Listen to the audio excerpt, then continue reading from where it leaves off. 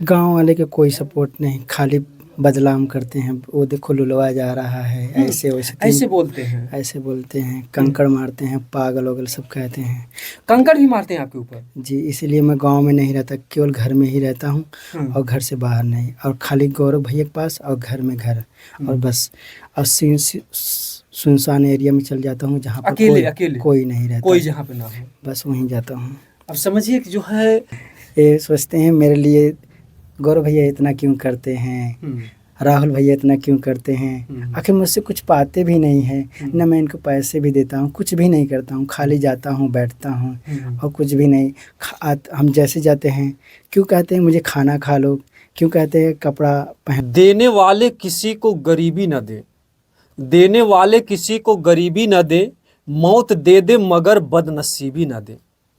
दोस्तों नमस्कार, आज हम आप लोगों के बीच में एक ऐसे शख्स को दिखाने वाले हैं जिनकी कहानी इतनी दर्दनाक है कि अगर आप लोग उस पर विचार करेंगे, थोड़ा सा सोचेंगे, तो आप जो अपने आंसुओं को रोक नहीं पाएंगे। इस दुनिया में तो जिनके पास हाथ पैर दुरुस्त सब कुछ परमात्मा ने दिया है, वो तो तनाव में जी ही रहे हैं। हम सफल नहीं हो रहे हैं, हम बेरोजगार हैं, तमाम तरीके से परेशानियां झेल रहे हैं। लेकिन इस दुनिया में कुछ ऐसे ऐसे भी लोग हैं जिनको कहीं ना कहीं से अपने कर्मों की देन कहें, हम तो ये नहीं कह सकते कि प्रभु किसी के साथ नाइंसाफ़ी करता है। हम लोग यही मानते हैं कि हमने पूर्व जन्म में कुछ पाप किया था, उसकी सज़ा हमें इस जन्म में मिल रही है।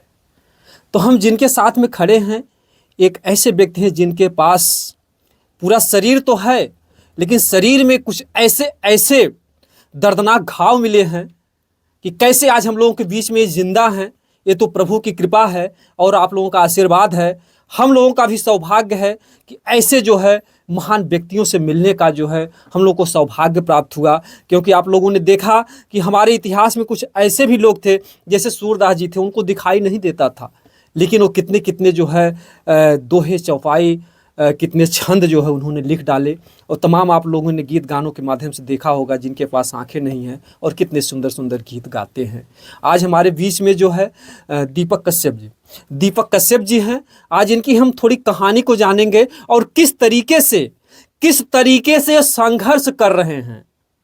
इनके दोनों हाथ अगर देखा जाए तो किस तरीके से बेचारे रोटी खाते होंगे, किस तरीके से इनकी दैनिक क्रियाएं होती होंगी। सोचने के बाद जो है ये जो कलेजा है ना पिघल जाता है। भैया बहुत स्वागत है आपका हमारे चैनल पर। नमस्ते। क्या नाम जी आपका? मेरा नाम दीपक कश्यप है। जी भैया जी। ये जो आपके दोनों हाथ है, जैसे बचपन से हैं या कैसे, कब से? नहीं, 2015 27 फरवरी को है।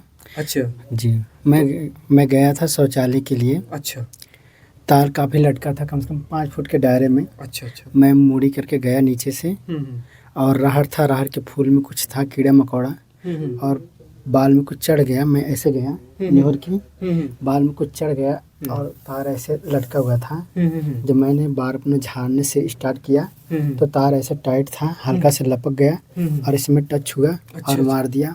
कम से कम 1 घंटा तक 2 घंटा तक बेहोश था। अच्छा, ये जो हाथ था वहीं मार दिया, मतलब वहीं से हाथ निकल गया कट? नहीं, 15 दिन तक बाद सड़ गया हाथ। अच्छा, पूरी तरह से, हो और धीरे धीरे बढ़ रहा था।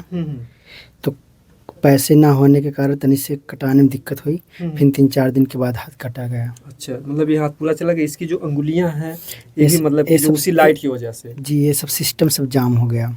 अच्छा, इसका मतलब जो भी नसें सब ब्लॉक हो गए? सब ब्लॉक हो गए, खाली यही एक उंगली हिलता है, इसी से सब काम करते हैं बस। अच्छा, अब कुछ भी नहीं। और हम बता दें कि हाथ तो इनका घायल है ही, लेकिन इनका जो पूरा जिस्म आप लोग देख रहे हैं, इससे तो कपड़े पहने हैं, आप लोगों को लग रहा होगा कि और तरीके से सही होंगे, लेकिन हाथ में ही दर्द नहीं है, इनके पूरे शरीर पर जो है दर्द है। थोड़ा सा भैया दिखाइएगा हमारे दर्शक बंधुओं को।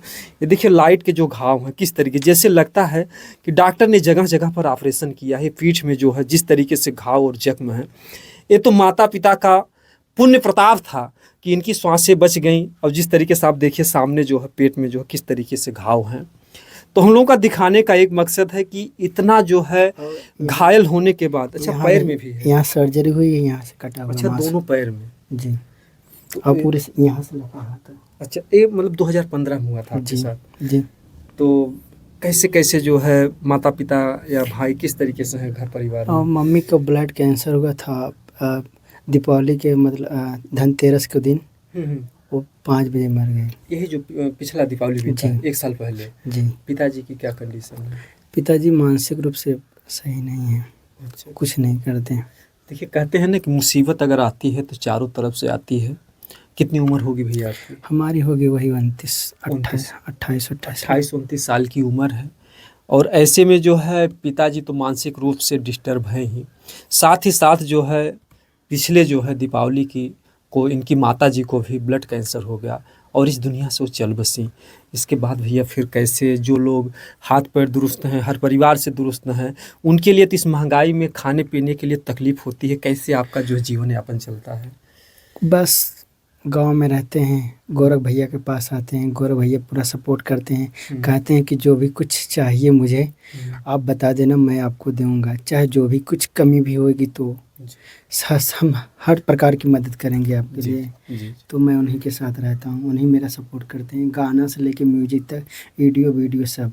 कहते हैं बस मेरे पास रहो, घर पर रहो, मेरे यहाँ घर रहो, सब चीज़ देते हैं व्यवस्था। जी। कहते हैं कि नर ही नारायण है, थोड़ा सा दिखाइएगा। गोरख भैया जी हैं हम लोगों के बीच में। और लोग कहते हैं कि आजकल जो है इंसानियत मर चुकी है, लेकिन नहीं, अगर ये धरती अगर आज सही सलामत है तो ऐसे ऐसे इंसानों की वजह से है। क्योंकि कितनी दूरियां होंगी गोरख भैया घर से? कितनी दूरी? मेरा लगभग 15 किलोमीटर। 15 किलोमीटर की दूरियां हैं तो दुनिया में बहुत लोग, लेकिन इनके दर्द को जो है गोरख जो सिंगर गोरख यादव जी हैं, जो जौनपुर ज़िले से हैं, आप लोग जानते ही हैं। तमाम जो है गीत गाने गाते हैं, स्टेज शो करते हैं, और साथ ही ये सिंगर ही नहीं हैं, तमाम सिंगर हैं, अगर वायरल हो जाते हैं तो गरीबों को पहचानते नहीं हैं, पूछते नहीं हैं। और लेकिन ये गोरख यादव जी हैं, उनको मैं बार बार उनकी इंसानियत को नमन करूँगा कि इस बेसहारा दीपक कश्यप जी को जिस तरीके से सपोर्ट में आए। और आजकल बुरे दिन में कोई सहयोगी नहीं होता है, जिसके अच्छे दिन हैं हर स्टूडियो पर जहाँ पर भी जाएंगे तो तहाँ पर लोग पहले पैसे की डिमांड करेंगे, तमाम तरीके की समस्याएं पैदा करेंगे, आपके लिए सपोर्ट में कोई नहीं आएगा। तो भैया आप गोरख जी के पास आए, कैसे मन में आया कि हम सिंगिंग करेंगे? कैसे जो गाने की बात आई? मैंने सुना कि यूट्यूब से गाना गाने पे पैसे मिलता है, या चित्र उत्र बनाने पे, या कोई वीडियो डालने पे पैसे आता है। तो मैंने भी सोचा कि जब मेरे पास, मैं तो ईंटा पत्थर या कोई काम तो कर नहीं सकता, ईंट मतलब बोझ उठा नहीं सकता, तो मेरे लिए कोई विकल्प ही नहीं था। तो केवल यही वीडियो बनाना, बस यही विकल्प था। तो मैंने सोचा क्यों ना मैं गाना गाऊं या गाना गाना सीखूं। तो मैंने गोरख के पास आया। इसके पहले भी क्या किसी और स्टूडियो पर गए थे आप? जो हाँ, मैंने बहुत स्टूडियो जौनपुर गया था, वहाँ गया था, नाम नहीं लेना है, नहीं लेना। बाकी और स्टूडियो पर गए तो वहाँ पर लोगों का क्या व्यवहार रहा? वहाँ पे पहले कहते थे 2000, जब मैं गाना नहीं गा पाता था तो मैं गाना गा लेता था, मगर वो कहते थे कि आप गा नहीं पा रहे हैं, फिर से रियाज करो, फिर से आओ, ऐसे बार बार दोहराते हैं। फिर कहते हैं कि मैं तुमको अब सिखाऊंगा। मैं बल्कि गा लेता था तो सिखाते नहीं थे, खाली इसे बताते थे, कहते थे इसके लिए अलग चार्ज लगेगा, 3000 रुपये लगेगा, फिर उसे ले लेते थे। मेरा जो विकलांग पेंशन आता है वो 3 महीने में 3000 आता है। तो मैं अपनी सारी इच्छाओं को मार कर मैं गाने के लिए कोशिश करता था, और सब कपड़ा लत्ता जो भी कुछ होती थी उसकी कमी होती थी, मैं गाने में कोशिश करता था, गाना भी फ्लॉप हो जाता था, चलता भी नहीं था। तो मैंने ये सब बात गोरख भैया को बताया। मतलब इसके पहले आप तमाम स्टूडियो पर गए और तमाम आपके पैसे खर्च होते रहे? हाँ, तब मैं गोरख भैया को बताया ऐसी सी बात है। तो गोरख भैया ने कहा कि आप जो तुम्हारा पेंशन आता है उसको भी रखिए, और जो मैं तनी मनी मुझसे जो भी होगा वो भी मैं दूंगा, तो अपने पैसे से काम कीजिए, मेरे तरफ से पूरा सपोर्ट है। तो मैं गोरख भैया के पास आता हूँ, गोरख भैया मेरा सपोर्ट करते हैं। अब आप लोग सोचिए ही जो है, और लोग जगहों पर गए, इनको सिर्फ ठगा गया, लेकिन बहरहाल अपने विचारों को बदलिए। अगर आप लोगों तक वीडियो हमारा जाता है, यार इंसानियत भी कुछ होती है। व्यक्ति को एक दिन मरना निश्चित है, मौत के अलावा इस दुनिया में कोई सत्यता नहीं है। और जो भी कर्म करोगे, जो अपने पत्नी की सेवा कर रहे हो, बेटे की सेवा कर रहे हो, माता पिता की कर रहे हो, वो सेवा जो है आपका फर्ज है। लेकिन आप किसी मजबूर, किसी परेशान, किसी गरीब की अगर आप सेवा कर रहे हो तो वो जो हो कर्म आपके साथ में जाएंगे। तो यहाँ पर जो है गोरख जी ने इंसानियत को पेश किया है। हर जगह जाते थे, पेंशन का पैसा, आप समझिए 3000 रुपये बहुत बड़ी चीज़ नहीं होती है, एक दिन का 100 रुपये होता है। उससे ना किसी का कोई घर, अगर 2 टाइम खाना हुआ तो उससे वो भी नहीं होगा 100 रुपये में। तो किस तरीके से पेट काट करके जो है अपना गाना जो है गाने के लिए सोचे, और आसपास के गांव वालों का क्या रिएक्शन रहा इस बारे में? गांव वाले के कोई सपोर्ट नहीं, खाली बदनाम करते हैं, वो देखो लुलवा जा रहा है, ऐसे वैसे ऐसे बोलते हैं, ऐसे बोलते हैं, कंकड़ मारते हैं, पागल वगल सब कहते हैं। कंकड़ भी मारते हैं आपके ऊपर? जी, इसलिए मैं गांव में नहीं रहता, केवल घर में ही रहता हूँ और घर से बाहर नहीं, और खाली गौरव भैया के पास और घर में घर, और बस। और सुनसान एरिया में चल जाता हूँ जहाँ पर अकेले कोई नहीं रहता, कोई जहाँ पे ना हो, बस वहीं जाता हूँ। अब समझिए कि जो है कहते हैं कि बनले पे हर केहू साथी, बिगड़ले पे केहू नाही बा। तो आज इनका जीवन इस तरीके से हो गया। अगर मान लीजिए इनके साथ इतनी बड़ी दुर्घटना घट गई, तो अगर गांव के लोग, आप लोग अच्छे होते तो आज आप लोगों की तारीफ होती। लेकिन बताइए, ऐसे व्यक्ति पर अगर आप लोग ढेला मार रहे हैं, इससे बड़ा महापाप और क्या हो सकता है। कहते हैं कि भला किसी का कर ना सको तो बुरा किसी का मत करना, पुष्प नहीं बन सकते हो तो कांटे बनकर मत चुभना। यार इंसान कहते हैं बड़े भाग्य मानुष तन पावा, और सुर दुर्लभ सदग्रंथ ही गावा। तो इंसान का जीवन बड़े भाग से मिलता है यार, देवता तरसते हैं। और आपको अगर मानव जीवन मिल गया है, तो अगर ऐसे ऐसे व्यक्तियों का अगर आप लोग सपोर्ट नहीं करोगे, फिर आप मानव नहीं हो यार। क्योंकि देखिए, राक्षस कहीं से बन करके नहीं आते हैं, व्यक्ति का कर्म ही राक्षस बनाता है। रावण इतना बड़ा जो है विद्वान था, इतना बड़ा पंडित था, लेकिन उसका कर्म जो है खराब हुआ, तो उसको राक्षस की जो है संज्ञा दी गई। तो इस तरीके से आज भी जो है इंसानियत और मानवता मरी नहीं है। ठीक है, रावण की संख्या ज़्यादा है, लेकिन गोरख भैया जैसे राम भी जो हैं, और कहीं ना कहीं से कि हर व्यक्ति को ये ईश्वर की कृपा है कि आपको जो है गोरख जी से मिला दिया, नहीं तो आपके लिए और ही भटकना होता। बहुत भटकना होता, तो काफ़ी ज़िंदगी ख़राब हो जाती मेरी, शायद अब तक समाप्ति हो जाती। यानी कि आप जीवन से जीने की आस ही छोड़ दिए थे? जी, मन नहीं था जीने की, खाली घुट घर के जी रहे हैं। जी जी जी, मतलब कि गांव में पत्थर मारना, ये तो यार कहानी हो गई। कभी जो है मजनू को पत्थर मार रहे थे, और आज एक, जबकि इन्होंने कोई अपराध भी नहीं किया था, किसी से प्यार भी नहीं किया था, किसी के साथ कुछ बुरा भी नहीं किया था, क्यों लोगों में इतनी, मतलब क्यों ईर्ष्या नफरत आपसे लोग करते हैं? क्योंकि जहाँ 100 लोग अच्छे हो, वहाँ एक लोग, जहाँ मतलब सब अच्छे हो, वहाँ से तनी मनी टेढ़ा मेढ़ा आदमी चल जाए तो सब अपने लोग को हंसी का पात्र बनाते हैं अपने को। अब जी, सब अपने लोग ब्रांड समझते हैं। जैसे मैं आपके पास खड़ा हो गया ना, तो सोचते हैं कि यार ये टेढ़ा मेढ़ा आदमी, ऐसे ऐसे आदमी क्यों खड़ा हो गया मेरे पास, मैं तो ब्रांड हूँ, मेरी तो बेइज्जती हो रही, मैं इससे बात कर रहा हूँ, इसीलिए छोटा समझते अपने आप, छोटा समझते। अगर फोटो अगर उनके मोबाइल में है, तो अगर मेरा फोटो देख लेते हैं तो उसे डिलीट कर देते हैं, हटा देते हैं। ऐसे ऐसे व्यवहार होता है। जी जी, अगर आप लोगों ने देखा तो इतिहास में एक अष्टवक्र जी थे, उनका एक किस तरीके से इतिहास है। तो व्यक्ति के शरीर को देखकर जो है इस तरीके से अगर नफरत किया जाता तो इंसानियत के खिलाफ है।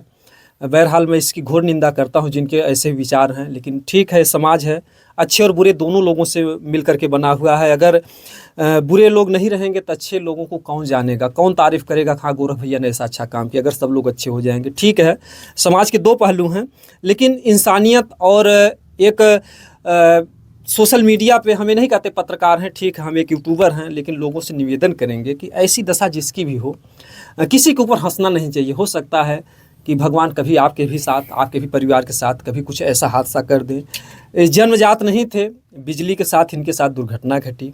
और पिताजी कब से डिस्टर्ब हुए मानसिक रूप से? लगभग 2003 उनसे, शायद 2003 से। जी।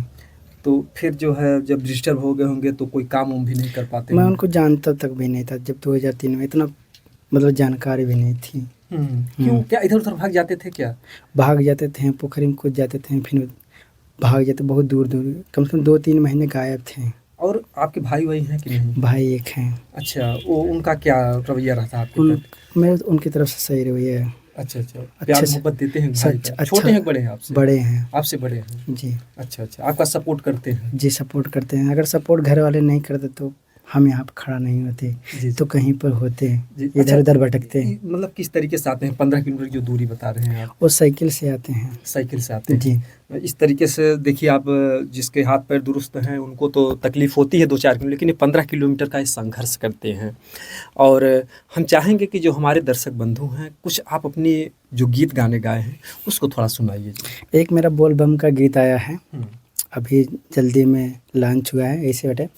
डीजे पे बम बम बोल बोल, काशी मरकंडे डोल डोल, डीजे पे बम बम बोले बोले काशी मरकंडे डोल डोल पूरा सावन बोली क्या बात। ई महादेव के भक्त तन का बम बम बोली ई महादेव के भक्त तन का बम बम बोली। क्या बात है, इस क्या तरह बात। इस तरह मैंने गाना लिखा हूँ। अच्छा, एक खुद आप लिखे भी हैं? जी।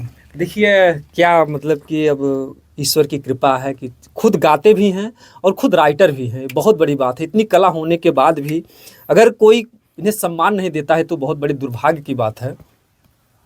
और मेरा राहुल भैया ये म्यूजिक बनाए हैं। अच्छा अच्छा। जी, वहाँ पर बैठे हुए हैं। हाँ हाँ, चाहेंगे थोड़ा दिखा दीजिएगा कि राहुल भैया हैं और जो कुर्सी पर बैठे हुए हैं स्टूडियो के, और ये भी इंसानियत का परिचय दे रहे हैं क्योंकि ये जौनपुर ज़िला है, यहाँ पर बहुत अच्छे अच्छे लोग हैं और बहुत बड़े बड़े क्रिमिनल भी हैं। तो यहाँ पर राम जैसे देवता भी हैं। अगर कंस और रावण यहाँ पर बसे हैं तो यहाँ पर राम और कृष्ण भी हैं। ये मत भूलिए, जौनपुर की धरती है।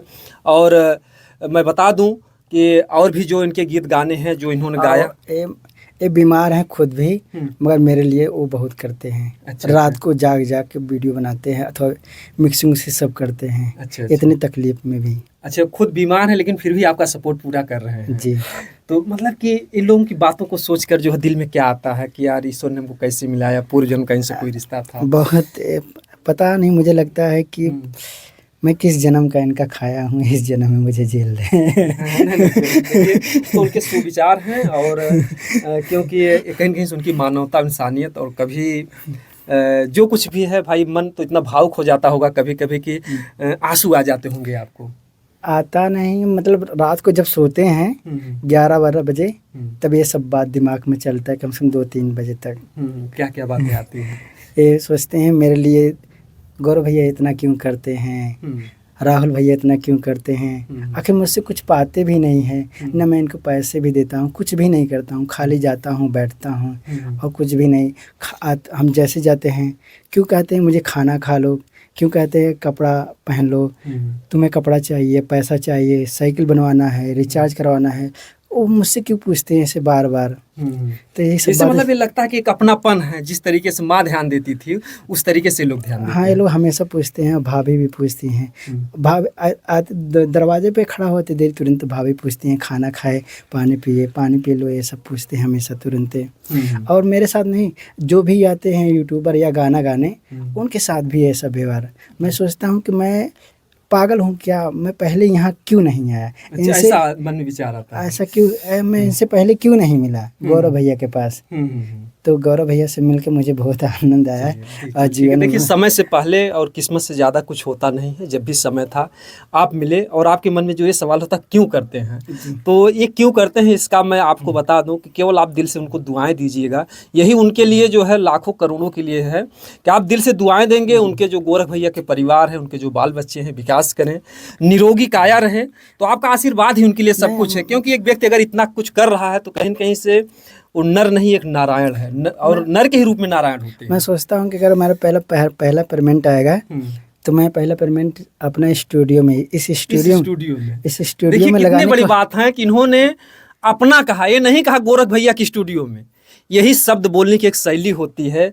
जो कुछ भी है, जो लोग इन्हें पागल कहते हैं, समझिए कि एक अपना कहा। अभी अगर कहते गोरख भैया के स्टूडियो में तो गोरख भैया के अंदर एक अलग भाव होता, लेकिन इन्होंने अपना कहा। हाँ, जब भी मेरा पहला पेमेंट आएगा मैं लाइट वाइट और सब जितना कम से कम इसमें विकास के लिए लगाएं। जी, और कम से कम गोरख भैया की इस समय कम से कम 1 लाख या 1.5 लाख की आवश्यकता है। और यहाँ पर मतलब पूरा सेटअप बनाने के लिए, मतलब आपको भी चिंता है कि उनको इतनी चीजों की आवश्यकता है। इनको बहुत चिंता। इनके पास गाड़ी भी नहीं है और मोबाइल भी नहीं है। इनका घर भी देखिए करकट की तरह है। अगर और सारी चीजों को देखकर आपको चिंता होती है, और इसके बाद भी जो है सपोर्ट कर रहे हैं। जी, सपोर्ट कर रहे हैं। ये भी लोग कहते हैं ना कि कोई पैसे से धनवान नहीं होता भैया, दिल बड़ा होना चाहिए, दिल का धनवान होना चाहिए। ऐसे मैं जब रात को सोचता हूँ तो मैं सोचता हूँ ये 3 चीज़ों की इनकी आवश्यकता है। गोरख भैया वही वही पुराना मोबाइल वीवो लेके चलाते हैं, इनके पास आईफोन क्यों नहीं। अच्छा, मतलब कि देखिए जो है ये भाव है और सोचना चाहिए, और इसी तरीके से भाव बने रहेंगे तो रिश्ते कभी खराब नहीं होंगे और कभी किसी को पछतावा नहीं होगा, क्योंकि तमाम लोग मदद करने के बाद धोखा भी खा जाते हैं उनसे जो। और गोरख भैया के पास कम से कम 5 लाख हो और बढ़िया से एक रूम बनाए और उसमें एकदम पूरा लाइव टेलीकास्ट और पूरा यहाँ से म्यूजिक बने, ताकि जो एक 4 व्हीलर खड़ा हो। हाँ, और ताकि जो पैसा मतलब बिहार देते हैं, पटना देते हैं म्यूजिक बनवाने के लिए, वो पैसा इनके पास आए और अपने पैसे के लिए तरक्की करें। और दूसरों को जैसे नहीं भी कहे कि अनुराग भैया के लिए मैं मदद करता, तो इनके पास पैसा हो और दूसरों की मदद करें। जी जी जी, बिल्कुल जो है यही आपकी दुआएं हैं उनके लिए काफ़ी हैं। और किस किस तरीके का गाना गाते हैं? अभी तो आपने भोली जी का मेरा सबसे 80% मैं सबसे ज़्यादा सैड ही गाने की कोशिश करूँगा। सैड बिल्कुल, मतलब जिंदगी गम में डूबी है तो इसलिए सैड गाने ही जी। हाँ, तो सैड गाने सुनाइए। धड़कन में धड़के वाला तू परान हऊ ना, धड़कन में धड़के वाला तू परान हऊ ना, तुहरा के न भूलब हमर जान हऊ ना, तुहरा के न भूलब हमर जान हऊ ना। बिल्कुल बिल्कुल, जो बहुत अच्छा है। और दूसरा कोई एक साइड सुनाई, फिर इसके बाद हम थोड़ा देख मेरा मतलब रक्षाबंधन के दिन मेरा ये सैड सॉन्ग चढ़ने वाला है। ऐसे में अभी तो 2-3 महीना हो गया है। अच्छा अच्छा, किस चैनल पर चढ़ेगा भैया? DPK सॉन्ग स्टार पे। अच्छा, ऐसे हैं तो हर चेहरा हमरे दिल में बा, ही जान बड़ा मुश्किल में बा, तो हर चेहरा हमरे दिल में बा, ही जान बड़ा मुश्किल में बा। इस तरह के गीत है। बिल्कुल बिल्कुल, जो आपका दर्द झलक रहा है, तो मैं थोड़ा सा आपसे एक सवाल करूंगा, क्योंकि इस दुनिया में 2 ही चीज़ें होती हैं। एक प्यार में लोगों को किसी को वफाई मिल जाती है और किसी को बेवफाई मिल जाती है। और जिनको जो है वफादार सनम मिल गया, वो तो कहते हैं कि प्यार गजब की चीज़ है यारों, ना कोई इसमें खर्चा, और प्यार करोगे मुफ्त में यारों हो जाएगी चर्चा। और एक तरफ दूसरा पहलू है, जो टूटा हुआ दिल है, वो यही कहता है कि वो राजू प्यार ना करियो, दिल टूट जाता है। तो क्या कुछ ऐसा हुआ था कि आप सैड सॉन्ग क्यों गा रहे हैं? क्या कभी किसी लड़की से आपका दिल टूट गया? कहाँ से भाव पैदा हुआ? लड़की पहली बात, जैसे आप इतने अच्छे हैं ना, तो वो आपको रिजेक्ट कर देंगे। आपके पास पैसा नहीं तब भी आप रिजेक्ट हो जाएंगे। आप सुंदर होंगे तब लड़की पसंद कर लेंगे, आपके पास पैसा सुंदर होंगे तभी। अच्छा, केवल सुंदरता होनी चाहिए। देखो मैं कैसे तरह हूँ, पागल की तरह ऐसे। हमारे गांव देहात में एक कहावत है दीपक जी, कि दिल लगा गदही से तो परी क्या चीज है। लोग जो है अगर दिल उनका भा गया तो लोग चेहरा नहीं देखते, को बदसूरत है, गरीब है कि दलिद्र है, ये सब कुछ नहीं देखते हैं। नहीं, यार दिल बड़ा अजीब चीज होता है। नहीं, ये बदल गया सिस्टम। पैसा रहना चाहिए, पैसा रहना चाहिए, तभी आपके संग रहेंगे वो। गाड़ी बैठना, घूमना, होटल में घूमना, गाड़ी घूमना, या रेस्टोरेंट में जाना, या घूमना टहलना, बड़ी बड़ी मोबाइल, यही सब नहीं चाहिए। मतलब आजकल की लड़कियां कमाल करती हैं, एक को दिल में रखती हैं, दूसरे पे मरती हैं। दूसरे के लिए तो बैंक बना है उनके लिए। बैंक बना वही बैंक बना के रखी है। अच्छा अच्छा, तो ज्यादा फोकस आपका सैड सॉन्ग पे क्यों रहता है? ज्यादा है क्योंकि लड़के जो है ना, वो ब्रांड होते हैं जी, वो कभी धोखा नहीं देते। बस वो एक चीज पे मर गए तो मर गए। अच्छा, मतलब लड़कियां ही बेवफा होती हैं। लड़के अगर तो मामला एक पक्षी चल रहा है कि जो है लड़कियां धोखा देती हैं जी। लग रहा है कि आपके जीवन में किसी ने धोखा दे दिया। अगर लड़का अगर चाह लेने, वो 3-4 मतारी की लड़की है, मतारी हो जाए तब भी उससे शादी कर लेंगे, मगर लड़की ऐसा नहीं चाहेगी जी। अच्छा अच्छा अच्छा, बिल्कुल जो है। और आप अपने चैनल का थोड़ा नाम बता दीजिए। मेरे चैनल का नाम है DPK सॉन्ग स्टार। जी जी जी, आप लोगों से हमारा विनम्र निवेदन है, और विनम्र ही नहीं हाथ जोड़कर निवेदन है, जो भैया का चैनल है DPK song star, DPK song star, इस चैनल को आप लोग देखिएगा। और जो भैया ने जिस तरीके से संघर्ष किया है, जिस तरीके से इनकी जो दीन दशा है, जिस तरीके से समाज से प्रताड़ित हुए हैं, उस तरीके से इनके हौसले को बढ़ाइए, ताकि ये जो है कुछ ऐसा कर दिखाएं, ऐसा कुछ कर दिखाएं कि हजारों लड़कियों की लाइन लग जाए इनके पीछे। जिस तरीके से आज ये सैड सॉन्ग गा रहे हैं, कल को जो है वो तब मिलन वाला गीत गाएंगे जो जी, तब तब रंगदारी चलेगी। रंगदारी चलेगी। अरे वाह वाह, क्या बात है। ठीक है, भैया के चेहरे पर एक मुस्कान आई, हमें काफ़ी खुशी हुई। और असली मुस्कान तब आएगी जब आप लोग इन्हें सफल बना देंगे, क्योंकि आप ही सब कुछ हो। जो भी हमारे दर्शक बंधु हैं, आप ही हमारे लिए ईश्वर और समान हो। अगर आप लोग चाहेंगे तो ऐसे ऐसे लोगों को जो है, जिसको आप लोग चाह लीजिए फर्श से अर्श पर पहुंचा दीजिए, और जिसको आप लोग चाहिए अर्श से फर्श पर ला करके खड़े कर सकते हैं। तो एक गरीब के लिए हम हाथ जोड़कर विनम्र निवेदन कर रहे हैं कि इनके चैनल पर जाइएगा, भैया को ढेर सारा प्यार दीजिएगा, इतना ढेर सारा प्यार दीजिएगा ताकि भैया का हौसला बना रहे। बाकी आप लोग छोटा सा प्यारा सा कमेंट कीजिएगा कि जो भैया संघर्ष कर रहे हैं और जिस तरीके से इनके साथ व्यवहार हो रहा है, क्या होना चाहिए। दोस्तों, जय हिंद, जय भारत।